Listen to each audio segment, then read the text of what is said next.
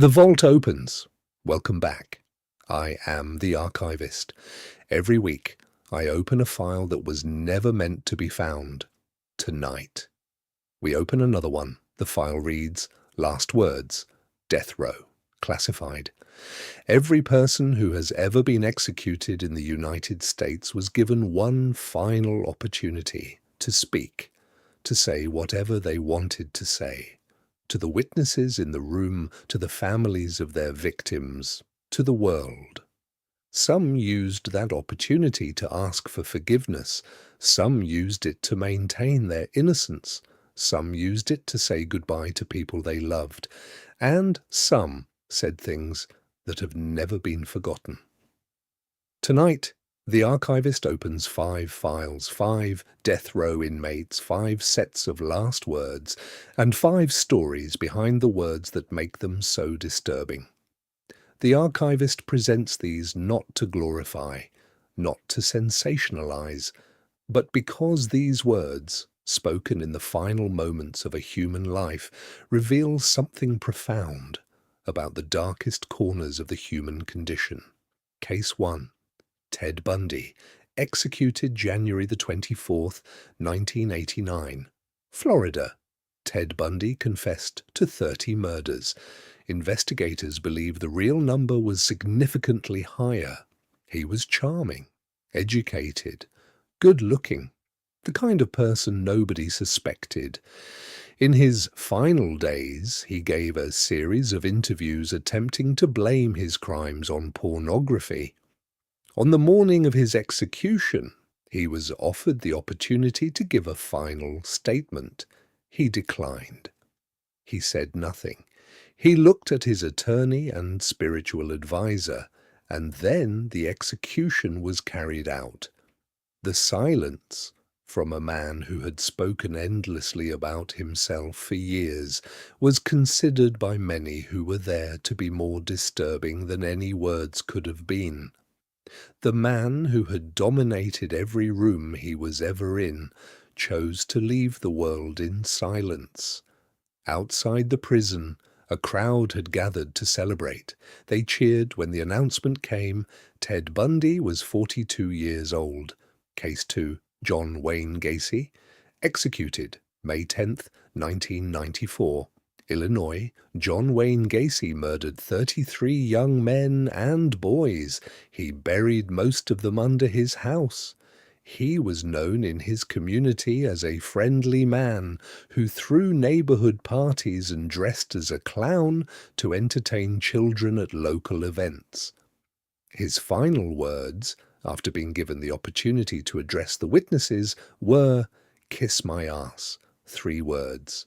To the families of 33 victims who had waited years for this moment, who had sat through years of trials and appeals, who had spent years trying to understand what had been done to the people they loved, his final words to them were, "Kiss my ass."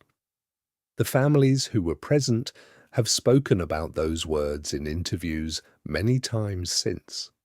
Most say the same thing, that those 3 words told them everything they needed to know about who John Wayne Gacy really was, that the friendly neighbor who threw parties and dressed as a clown had never existed at all.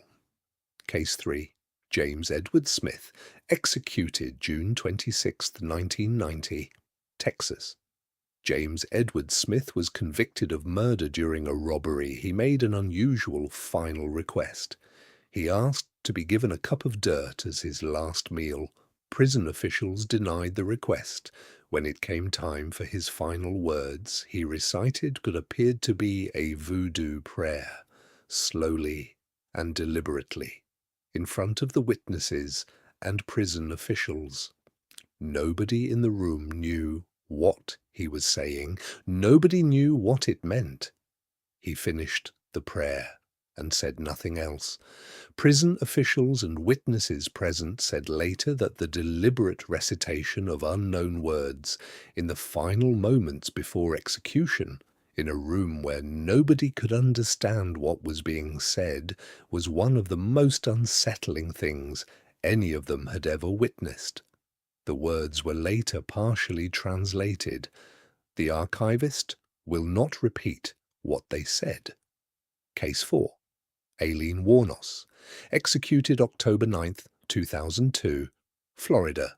Aileen Wuornos was one of the few female serial killers in American history. She killed 7 men along Florida highways between 1989 and 1990. She claimed all 7 were killed in self-defense, that they had attacked her first. The courts did not believe her. In her final statement, she said, "I'd just like to say I'm sailing with the Rock and I'll be back like Independence Day with Jesus, June 6th like the movie Big Mothership and all. I'll be back." Her final words were rambling, disconnected. Many who heard them believed she was severely mentally ill. That executing her was executing someone who did not fully understand what was happening to her. Others believed she was performing, manipulating the moment as she had manipulated many moments throughout her trial. Whether she was mentally ill or calculating has never been resolved. She was 46 years old when she was executed. Case 5. Carla Faye Tucker, executed February 3rd, 1998, Texas. This case is perhaps the most complicated in tonight's file. Carla Faye Tucker was convicted of murder with a pickaxe in 1983. In the years between her conviction and her execution, she became a born-again Christian. She married her prison minister. She became one of the most articulate and apparently genuine examples of prison rehabilitation many observers had ever seen.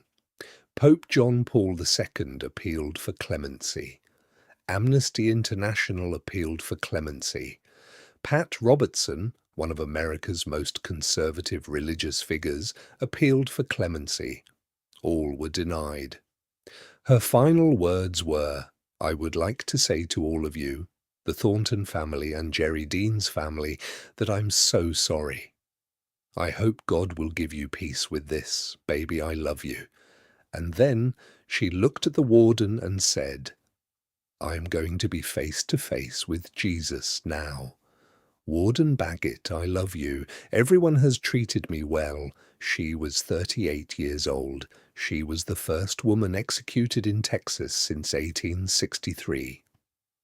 Witnesses present said the execution chamber, which had seen hundreds of executions, felt different that night. Nobody who was there has ever fully explained why. Before the archivist closes this file, one final entry. 5 people, 5 sets of final words. Silence, contempt, a prayer nobody understood, incoherence, and genuine remorse. The archivist has spent time with this file longer than most, because these words, whatever you think about the people who spoke them, were the last words a human being ever said.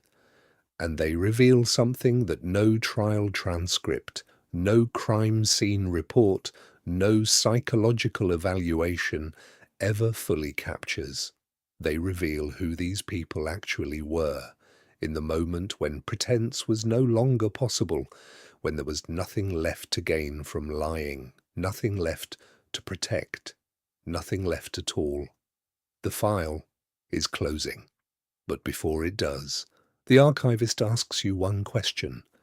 If you knew these were the last words you would ever speak, what would you say? Think about that. The vault closes, for now. If you are new here, subscribe. Every file we open is one they never wanted you to read. I will see you in the next vault.